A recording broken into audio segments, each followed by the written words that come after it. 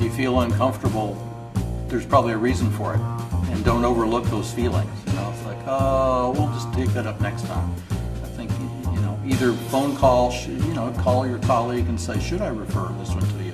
What do you think? Pain physicians that I know kind of like those calls. Makes them feel good. If you can, you know, get a little 2 minutes of their time, and they'll say, yeah, we'll take a look at them. The model we kind of like to think about is send them to the pain clinic, get them evaluated, and then they can refer down or refer up.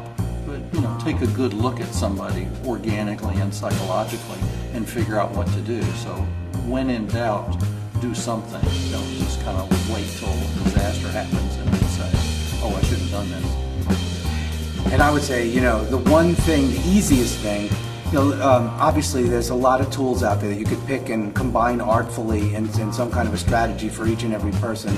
You know how often you do your urine screening, for example, and there are guidelines on how often to do them based on risk level of the patient. There are questionnaires to use. There are psychologists to refer to. It's funny, every time I've gone to community and talked to physicians and said, "Do you have a pain psych?" "Oh, I don't have any psychologists."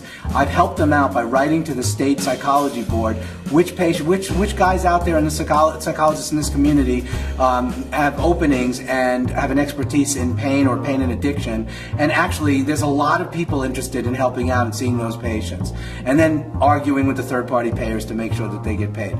But if I was going to say the one thing, don't give a month's worth of medicine to everybody. See the person more frequently and limit the amount of drug they have per prescription, not the dose, the amount of drug they have per prescription. I'm a carb addict. Handing some people 240 Vicodin and saying take 3 and then put them away until tomorrow is like handing me Biggie fries from whatever and saying eat 3 and then save the rest for tomorrow. It's not going to happen. And you know, there's nothing mystical about this. Some people need more help controlling how they use their medicines than here's your 240 tablets and I don't want to see you until next month.